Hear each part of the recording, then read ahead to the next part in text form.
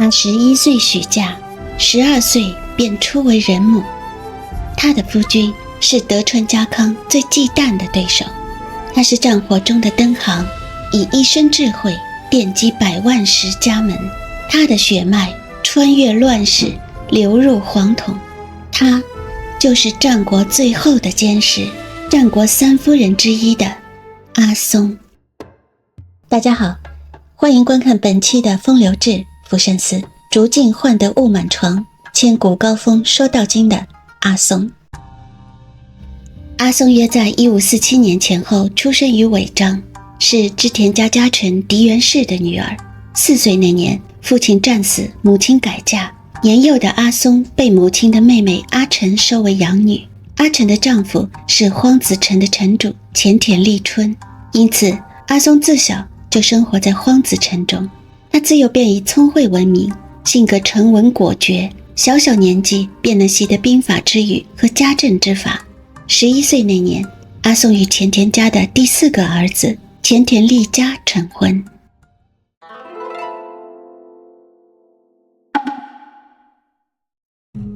少年时代的前田利家从小就被周围人称为轻骑者，意思是行为乖张，特立独行。这个词后来成了歌舞伎的来源。他与众不同的地方不少。第一，他身高将近1.8米，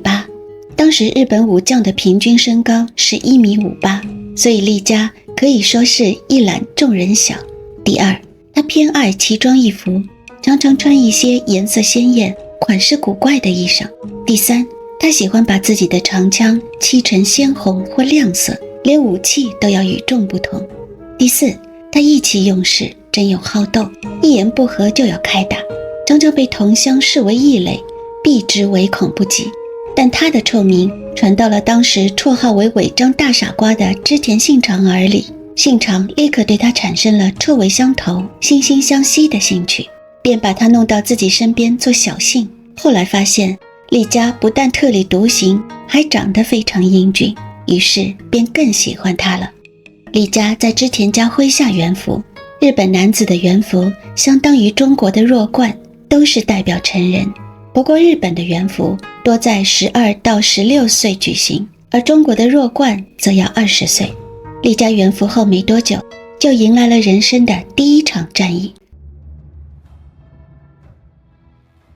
在那场激烈的厮杀中，他被一箭射中眼睛下方，但他没有退却，而是就那样脸上插着箭继续拼杀，最后还亲手杀死放箭的敌人。战后众人劝他赶紧回去休养，他却满不在乎，还参加了献俘典礼。这也让我们看出来，前田利家和他的主君织田信长一样，确实都是那个时代的异类。他英俊、高大、勇猛，还有武力，只不过和信长秀吉相比，脑子灵活度还差了一截，所以他选择的路是单纯的直道而行，靠着正直与忠勇立身。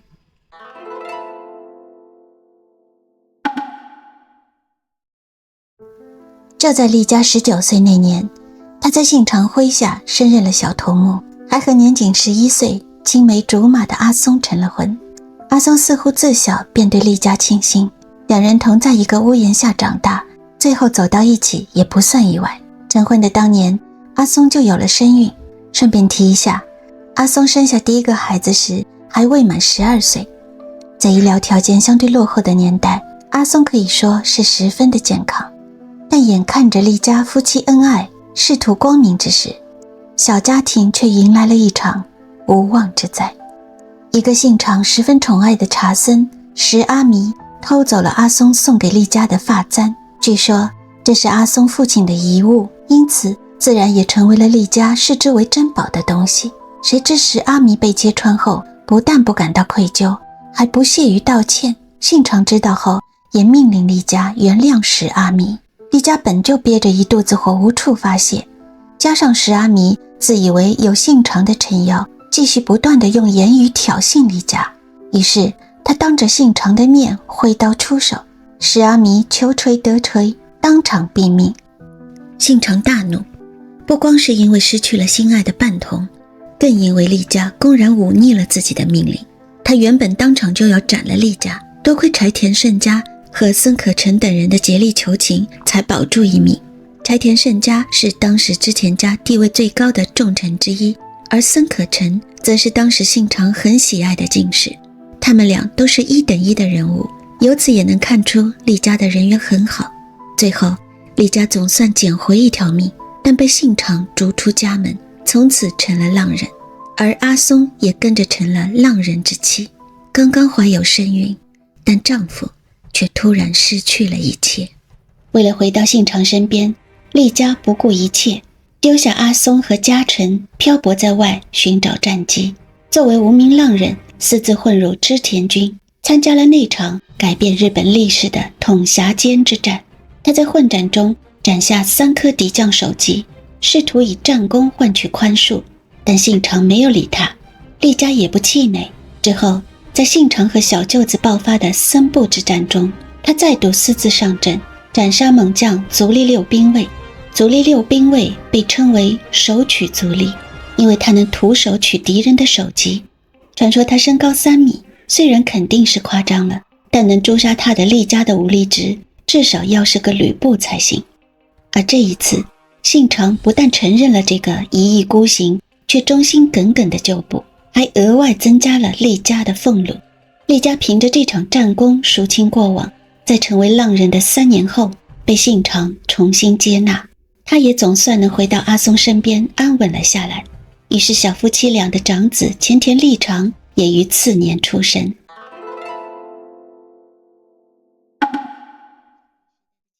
厉家在做浪人期间，他的父亲荒子城城主病逝，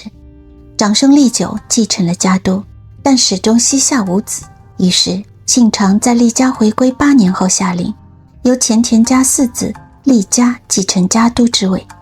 为此兄弟俩关系决裂，哥哥利久的妻子也拒绝交出前田家历代传家宝，但厉家在织田家中的地位随之水涨船高。阿松也从一个荒子城的养女，又登上了堂堂城主夫人的高座。但在织田家中，还有一人爬得比前田利家快得多。厉家当时已成为了织田麾下的柴田胜家的部下，顶多算是织田家的中层武将，而与柴秀吉却已随信长亲征，率军攻破前井长政的小谷城，一举夺得北近江3郡，成为一方枭雄。这位前井长政正是我们前2期做的战国第一美女阿市的丈夫和前井3姊妹的父亲。信长在多场军事行动中倚重秀吉，赋予他独立指挥权。厉家和秀吉虽同为织田家早期的旧部，但此时却已地位悬殊。秀吉出身卑微，却爬得太快，在织田家内引发了不少不满和嫉妒。他经常被冷嘲热讽，甚至连部将的妻子们之间也暗流涌动。唯有阿松与秀吉的妻子宁宁的情谊始终没有受到丝毫影响。更令人唏嘘的是，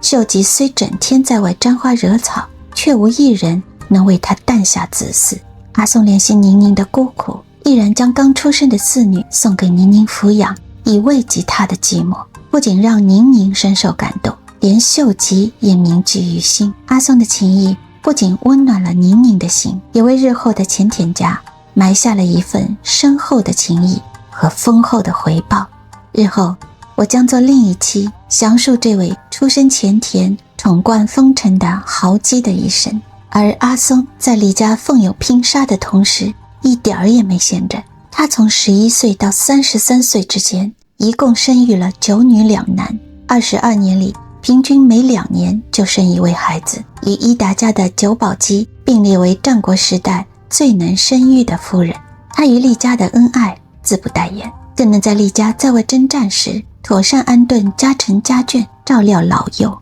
把庞大的前田家治理得井井有条。阿松的声名也愈发响亮，许多家臣都私下赞叹，阿松一人的言行也足以撑起前田家。也就在这段时期里，随着织田信长势力北上，42岁的厉家终于从信长那里获封了能登一国，俸禄26万石。自此前田家由地方武士华丽转身为一国之主，而阿松也随之成为了大明夫人。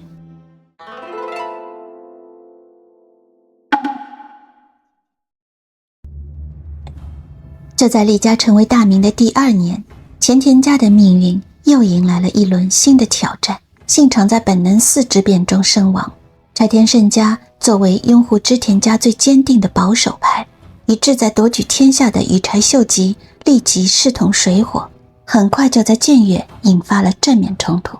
丽家作为部下，随柴田军出征对抗秀吉。就在战斗最激烈的时候，丽家突然撤退，为秀吉锁定了胜利。丽家之所以会这么做，不仅是因为阿松和宁宁是很好的闺蜜，她本人也是秀吉的好朋友，两人早在年轻时就在织田家共事。那时候丽家叫犬千代，信长就叫她小狗，而秀吉长得尖嘴猴腮，信长便唤他猴子。每逢开会出征，信长一声小狗猴子来吧，两人就这样并肩而行，慢慢成为了患难与共的同道中人。荆州时代他们住的比邻，安土时代又正好住在对街，两对夫妻的情谊从那时就已经培养出来了。而阿松当初送给宁宁的女儿豪姬，此时已经在秀吉和宁宁的万般宠爱下娇生惯养的长到了9岁。其实丽家和秀吉一开始出身差距非常大，丽家是违章土豪之子，一进织田军就是信长的侍从，秀吉则出身寒微，最初只是提鞋的杂役。据说他因为将信长的鞋子放在怀里焐暖后再奉上，才引起了信长的注意与赏识。但就在丽家因激斩之事被逐出织田家，成为浪人那段时期，据说秀吉经常主动探望他，帮他度过那段最落魄的日子。等丽家靠战功重新被信长接纳后，他曾感叹说，人在困境中，平日亲近的人往往都会避而不见，只有那种时候还愿意来打招呼的人才是真正的朋友。而秀吉就是那个在他最落魄时还会来敲门的朋友之一。另一方面，多年征战的磨砺使丽家比年轻时更加稳重老练。他心里其实很清楚，虽然柴田胜家对他有再造之恩，但秀吉才是那颗真正冉冉升起的明日之星。而阿松也在背后暗中向宁宁请罪求情，帮助丽家铺好了投奔秀吉的道路。这两对夫妻就这样默契十足地再度站到了同一阵线上。在这次选对中，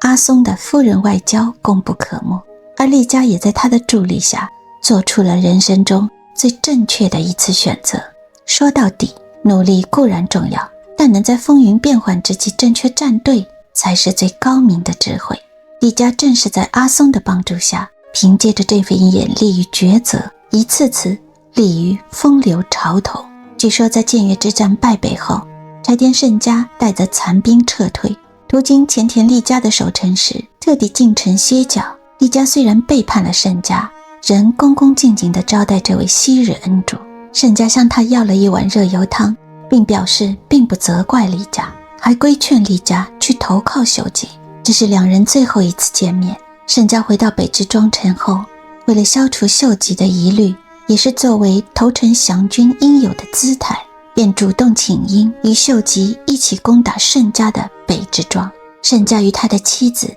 被誉为战国第一美女的阿市一同自尽，而阿市的女儿前景三姊妹也就此流落于秀吉之手。感兴趣的朋友请移步我之前的节目观看。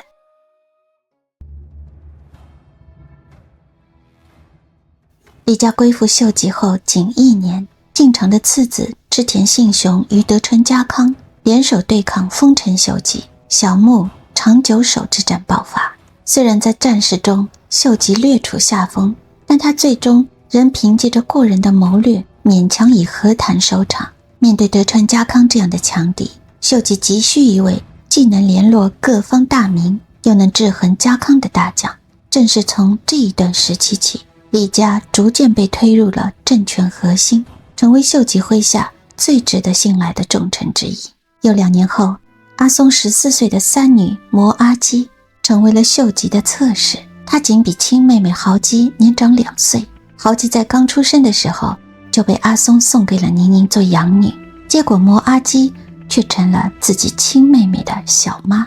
其实这样的姻亲关系在日本的战国时代并不罕见，这也让前田与丰臣家之间的联系更加盘根错节，密不可分。随着政权扩张，丽家的领地也不断扩充，从信长赐给他的能登一国起步，到秀吉去世之前，丽家已成为越前、加贺、能登的3国大名。当时石膏最高的是被秀吉调往江户的德川家康250万石，第2是毛利辉元的120万石，第3就是前田利家的83万石。传说中，秀吉儿子的亲生父亲大野志长曾说过，即便前田利家的官位和领地比不上德川家康，但在城中或路途中，众人对他的尊敬却是家康的5倍。也正因为如此，李家在人望上远远压过家康。1598年春，年逾6旬，自知来日无多的丰臣秀吉举办了人生最后一场盛大的赏花盛会——京都低湖寺的千树鹰宴。出席者皆为其亲属与侧室，还有来自诸大名家的夫人、公主以及随侍。除了秀吉本人，6岁的继承人秀赖以及获特许陪侍的前田利家，全场总计超过1300人，皆为女性。这场盛宴极尽奢华。举一个例子，所有1300名女性当天需换装2次，秀吉为每人新缝3套和服，光是这项衣装开销换算到2025年的价值就高达43亿日元，差不多300万美元。而这只是穿的。正是这场春光烂漫、满园樱雪的酒宴上，发生了一桩著名的小插曲。席间，当轮到谁在北镇所之后接受献酒的环节时，殿殿茶茶与松之丸店经纪龙子一度起了争执。茶茶认为自己是秀吉唯一的子嗣秀来之母，而一直最得宠的龙子则反驳道：前景本为荆棘家旧臣，论资排辈自当有序。就这样，微妙的场面陷入了焦灼。为了不伤体面，51岁的阿松嫣然起身，语气从容地说：照年龄来看，应该是我。说罢，举杯自饮，从容化解了眼前的尴尬。可见阿松当时在诸夫人之间的地位及其随机应变的智慧。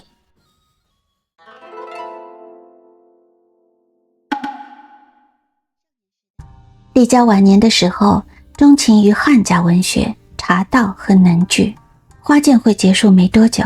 因为健康每况愈下，他便把家督让给了长子利长，和阿松一起前往草津疗养。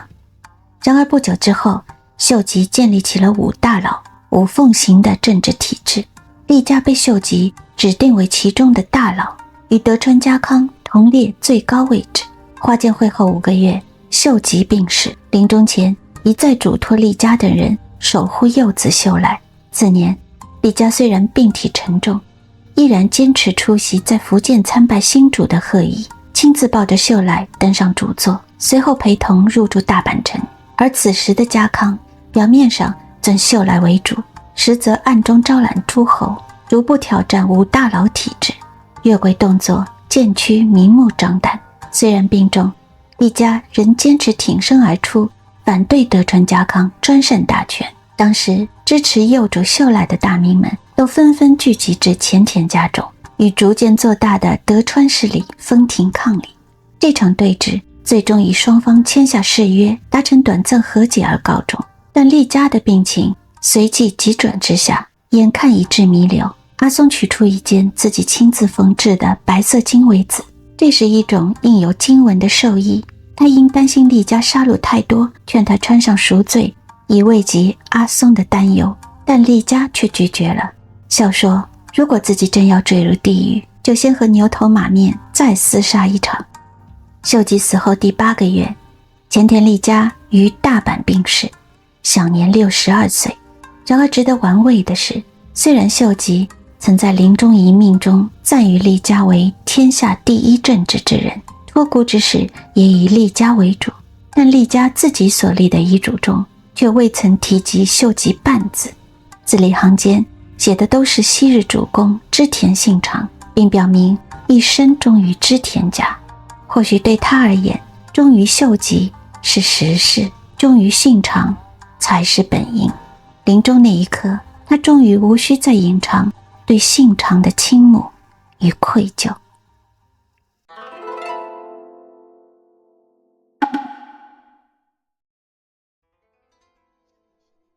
厉家逝世后，阿松依照惯例出家为尼，千田家自此失去了最坚实的靠山，成为德川家康为称霸天下最急于清除的障碍之一。此后，针对如何回复家康的书信等正式往来，阿松始终在幕后辅佐家督立长，力求稳妥，并避免与家康发生正面冲突。然而次年，家康接到告发，说前田家图谋不轨，准备出兵讨伐。立长主张积极备战，但阿松比谁都清楚，失去厉家的前田家已无力承受与德川决裂的代价。于是他主动提出亲赴江户成为人质，以化解危机。调停好一切的阿松在临行前再三嘱咐立长，在迫不得已之时无需顾虑自己的安危，务必以保住前田家为首当要务。就这样，阿松成为第一位主动前往江户的人质，也开创了往后大明妻母需常驻江户的制度先例。他以一人之力维护了前田家的体面与安全，与厉家一样押对了历史的赌注。在江户的人质岁月里，阿松依旧深得幕府中女眷的敬重。他在江户停留长达14年，期间为家族多方奔走，替误斩西军的次子立正求情，为流放至八丈岛的豪基的丈夫宇喜多秀家请命回归，恳请让养子立孝得以列入大明之列等等。虽未每次都得偿所愿，他却始终竭尽所能为家族维护荣誉与地位，也因此他成为了不少大明夫人与幕府之间的桥梁与引荐者，在权力与礼仪之间周旋得体。正因他多年如一日的奉献与克制，逐渐化解了德川家康对前田家的猜忌。在他的见证下，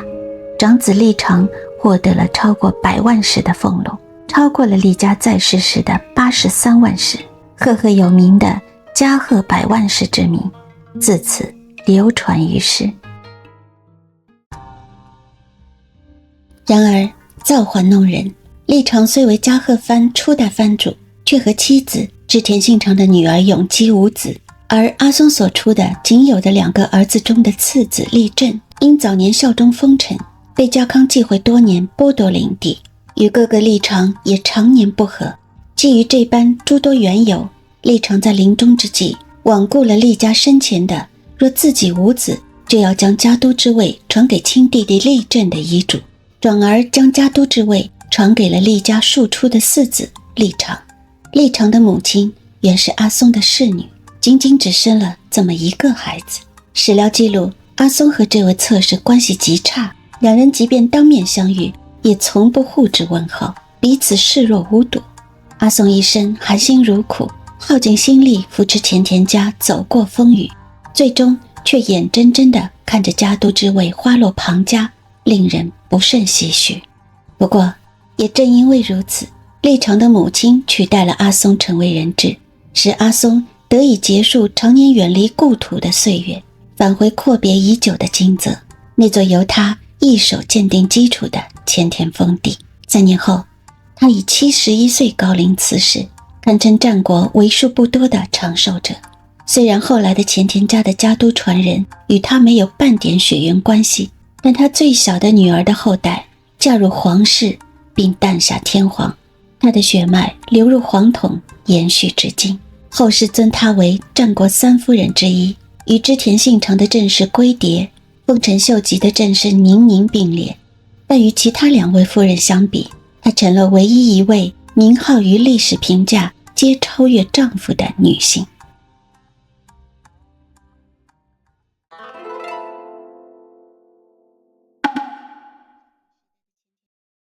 阿松的所作所为几乎已是我能想象的战国女性为家族所能付出的极限。她与丈夫携手走过艰难岁月，含辛茹苦生育了11名子女，以智慧与高格的奉献精神赢得世人敬重。我很喜欢阿松，所以不想用镜花水月、替他人做嫁衣这样的词来形容他，因为他实实在在地为当下的自己与身边的人带来了最真切而长久的温暖、美好与尊严，而这本身就是他最圆满的回报。如今在回望他的一生，所见的不仅是一位贤妻良母，更是撑起一个战国家族命运的坚实脊梁。感谢您观看本期的风流志浮生思，竹尽换得满床雾，千古高峰说道经的阿松。欢迎您点赞、留言并关注我，这是我最大的动力。让我们下一次在风流中再次相见。